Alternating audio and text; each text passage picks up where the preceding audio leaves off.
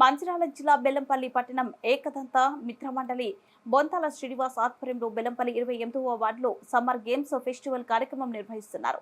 పిల్లల యొక్క సృజనాత్మకత వెలికితీసి వారి మేధస్సు పెంచడానికి తోడ్పడే ఆటలైన psychological games, memory techniques and meditation, educational counselling and goal setting, science project, basic training in art, objective drawing, mirror art and painting, quiz, English words games లాంటి ఆటలతో పిల్లలు మానసికంగా, శారీరకంగా దృఢంగా ఉండడానికి ఆటల పోటీలతో పిల్లలను ఆలోచింపచేసే విధంగా ఉపయోగపడుతున్నాయి. అదేవిధంగా ఈ పోటీలో ప్రతిభ కనపరిచిన పిల్లలను ఎంపిక చేసి బహుమతులు అందజేస్తున్నారు. ఇదేదో సొంత ప్రయోజనాల కోసమో వ్యాపార కోసమో కాదు. ఏకదంత మిత్ర మండలి వారు తమ సొంత ఖర్చుతో పిల్లలకు విజ్ఞానం అందించాలనే దృఢమైన సంకల్పంతో చేసే కార్యక్రమం. అన్ని చోట్లలో విద్యావంతులు ఇదే విధంగా కార్యక్రమాలు చేపట్టినట్లయితే అతిపెద్ద మహమ్మారులైన టీవీ, ఫోన్లకు పిల్లలను ఆకర్షితులు కాకుండా వారిని వాటికి దూరం పెట్టి సమాజంలో విజ్ఞాతవంతులను చేసే ఆస్కారం ఉంటుందని నిర్వాహకులు Bonthala Srinivas, Boge Indrakumar, Mudimadugula Swamy, master of science arts Boge Harika, MSc maths అంటున్నారు. Very good.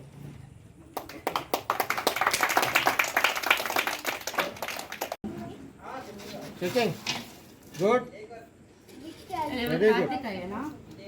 గో.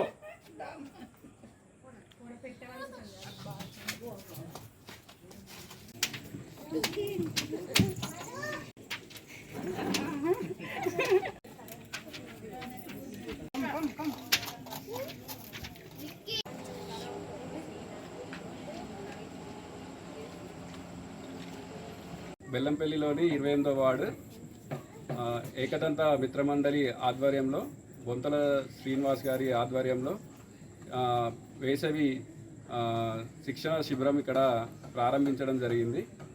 దీంట్లో పిల్లలు 28వ వార్డులో ఉన్న పిల్లలందరూ హాజరయ్యారు. ప్రతి ఇంట్లో సమ్మర్ హాలిడేస్ స్టార్ట్ అయిన కాంచెల్లి టీవీ, మొబైల్ చూడడం వల్ల వాళ్ళు మానసికంగా ఇబ్బంది పడుతున్నారు, శారీరకంగా ఇబ్బంది పడుతున్నారు. వాళ్ళని ఇక్కడున్న 28వ వార్డులో ఉన్న పిల్లల్ని మొబిలైజ్ చేసి ఇక్కడ వేసవి శిబిరానికి వచ్చిన వాళ్ళంతా టీచర్స్ ఇంద్రకుమార్, హారిక వారి ఆధ్వర్యంలో పిల్లలు ఇంట్రావర్ట్గా ఉన్న పిల్లలు ఎక్స్ట్రాడినరీగా తయారు కావడానికి ఈ వేసవి శిక్షణా శిబిరం ఎంతగానో ఉపయోగపడింది. మా పిల్లలు కూడా ప్రతిరోజు టీవీ చూస్తూ, మొబైల్ చూస్తూ కాలక్షేపం చేస్తూ ఉండేవారు. ఇక్కడికి వచ్చిన తర్వాత మొబైల్ చూడడం, టీవీ చూడడం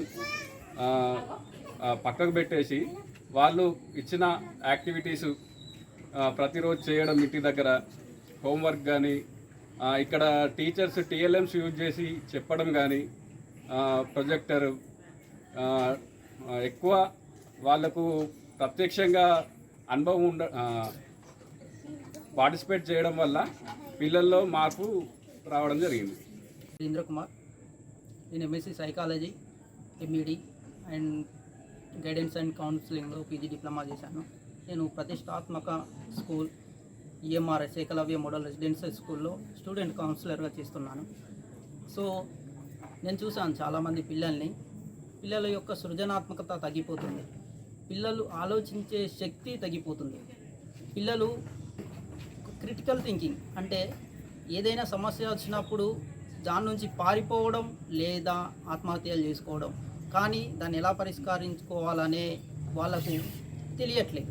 ఎందుకంటే పిల్లలు చాలా టైం మొబైల్, టీవీ, ఇవే వాళ్ళ కామిక్స్ చూడడం, లేకపోతే ఇంకా కొంచెం పెద్దవాళ్ళు అయితే పిల్లలు అశ్లీలమైన వీడియోలు చూసే పరిస్థితి ఉంది. సో ఇదంతా ఇంకా ఈ సమ్మర్లో మా దగ్గర హాస్టల్లో ఉన్నంత వరకు పిల్లలు ఓకే కంట్రోల్లో ఉంటారు. ఇంటికి వెళ్ళిన తర్వాత పూర్తిగా మొబైల్కి అడిక్ట్ అయిపోతారు. సో ఆ ఆలోచనతోనే ఇక్కడ మా బెల్లంపల్లి పట్టణంలో ఇలాంటి ఒక ఆర్గనైజ్ చేద్దామని ఏకదంత మిత్ర మండలి వాళ్ళు నన్ను అప్రోచ్ అయినప్పుడు, ఓకే ఫిజికల్ గేమ్స్, క్రికెట్, ఇంకా ఇలాంటి గేమ్స్ చాలా జరుగుతున్నాయి. సో దానివల్ల టైం స్పెండ్ చేస్తున్నారు తప్ప వాళ్ళకు మెంటల్లీ ఎటువంటి నాలెడ్జ్ రావట్లేదు.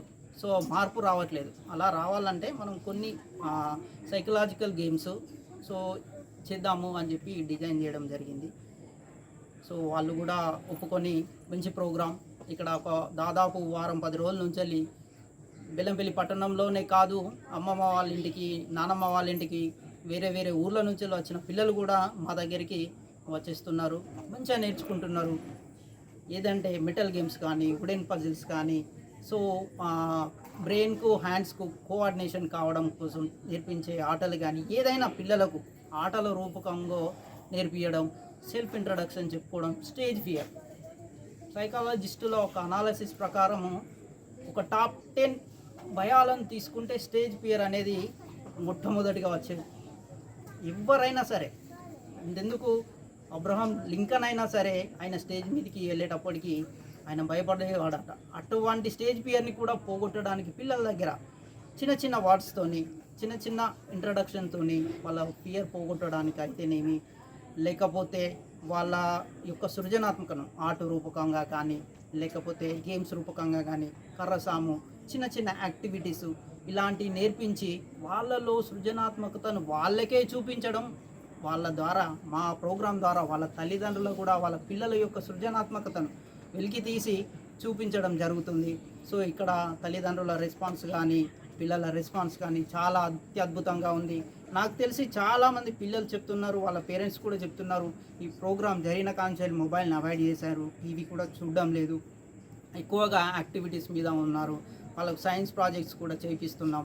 సో పిల్లల యొక్క వ్యక్తిత్వ వికాసం అనేది ఇక్కడ కొంచెం జరుగుతుంది. ఇలాంటి ప్రోగ్రామ్స్ ప్రతిరోజు చేయలేము, కానీ ఇలాంటి సమ్మర్ వచ్చినప్పుడు కానీ, లేకపోతే చాలామంది చదువుకున్న విద్యార్థులు ఉన్నారు, ఉపాధ్యాయులు ఉన్నారు ప్రతి వార్డులో, ప్రతి ఏరియాలో.